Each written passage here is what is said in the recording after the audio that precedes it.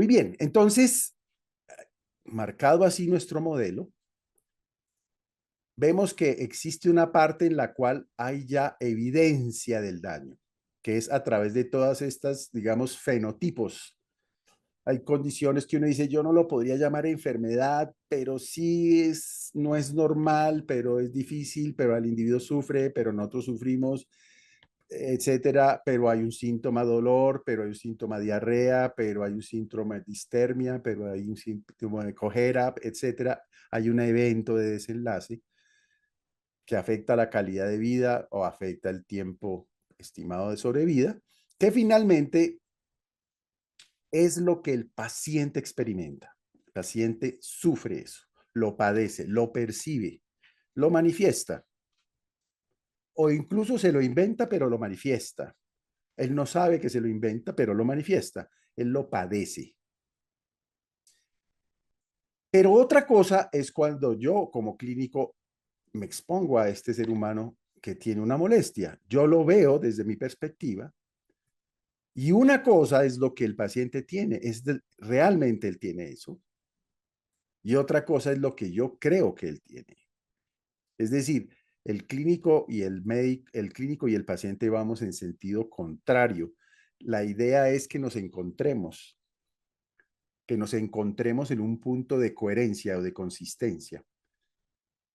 ¿Por qué? Porque en ocasiones todas estas manifestaciones terminan en una condición que en el español es difícilmente traducible, que en inglés claramente los anglosajones lo tienen como muy claro, y es esa molestia que el individuo experimenta, que lo acongoja, que la padece, pero que no le podemos dar un nombre y apellido, no encaja en ninguna taxonomía, pero el individuo sufre de ella y entonces a eso se le suele llamar illness.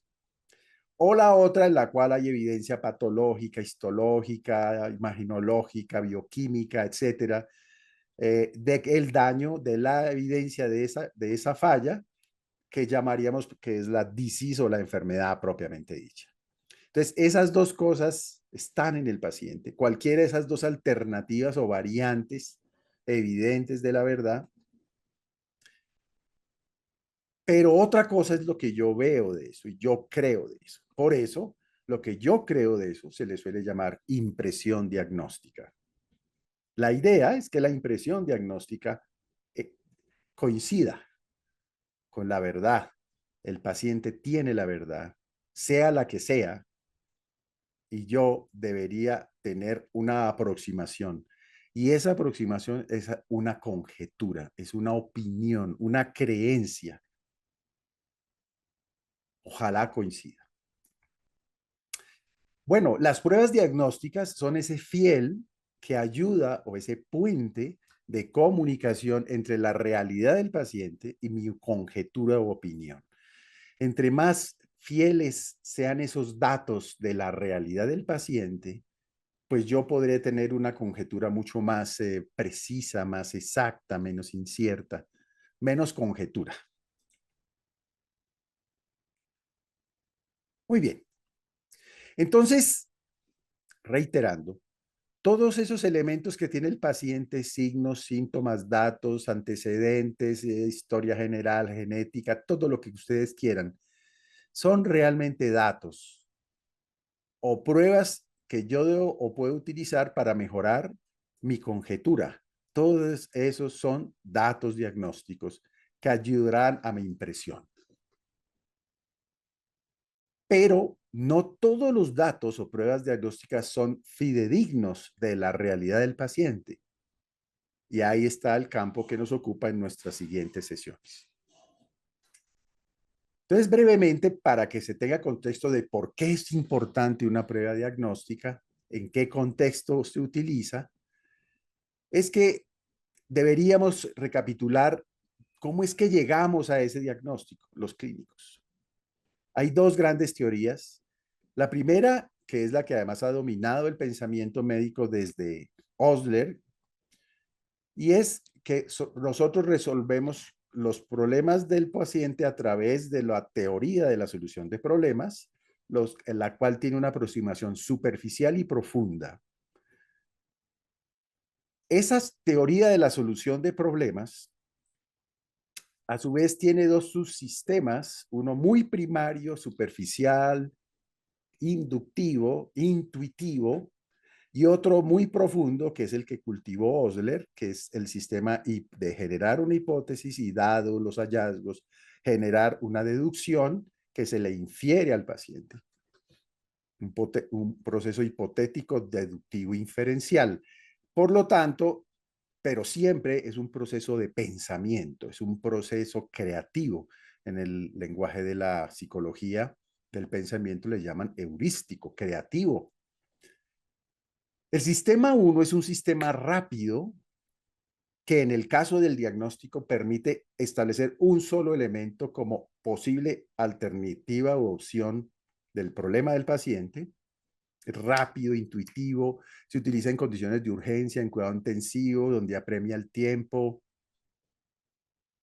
Y el otro que permite generar más de un diagnóstico, dos o tres elementos que podrían ser la explicación del problema, y se hacen pruebas, se vuelve y se prueba, se confirma, se descarta, etcétera, hasta que finalmente la opción que quede viable es la que es la explicación del paciente, es el sistema hipotético deductivo propuesto por Osler, lo que finalmente, sea por esta vía o por esta vía, termina en la impresión diagnóstica. El problema es que el 80% de nuestro ejercicio clínico rutinario lo hacemos por sistema 1, y toda la evidencia, al punto en que, por ejemplo, se considera en este momento en Estados Unidos que los errores médicos, 80% de ellos son errores diagnósticos, el 80% de ellos son por cierre prematuro dado por el sistema 1. Es decir, no se permite la alternativa de qué tal que sea otra cosa. Pero el sistema 2 también tiene dificultades. En el texto que les hemos mencionado, explicamos claramente todos los riesgos y los problemas que además no se pueden solucionar una vez se sea consciente de ellos, porque además se aprendieron mal, no se sabe cómo trabajar en funciones de incertidumbre, etc. Entonces, a mediados del siglo pasado, el grupo de Einstein y de Feinstein en Estados Unidos y en el Reino Unido propusieron desde la bioestadística tomar la invención de un clérigo británico del siglo XVIII,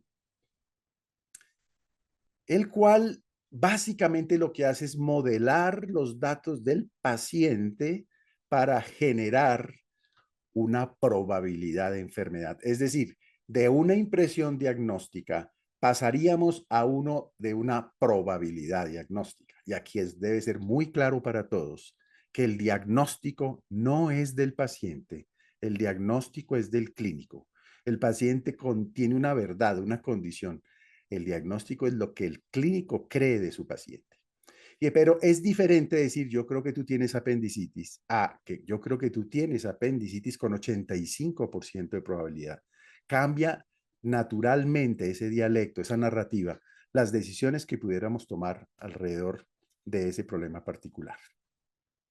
Sin embargo, la inferencia bayesiana trabaja sobre lo que construyen los sistemas 1 y 2. La inferencia bayesiana no puede generar diagnósticos de nuevo que no hayan sido pensados por el clínico. O sea, no le puede sugerir, como incluso se está pensando con la inteligencia artificial, que genere un diagnóstico de nuevo que no haya sido siquiera concebido a través de la concepción de la recolección de datos de los signos y síntomas. Nosotros proponemos en nuestro texto hacerle un bypass a los errores que generan los sistemas unidos de procesamiento tradicionales y generar un sistema profundo, el cual utiliza una estructura semántica muy potente, encabezado por el motivo de consulta y los elementos más representativos de la enfermedad actual y del examen físico, desde el punto de vista además de su contexto biopsicosocial, económico y ambiental o ecológico, y de esa manera se genera un diagnóstico integral que además tiene probabilidades atadas.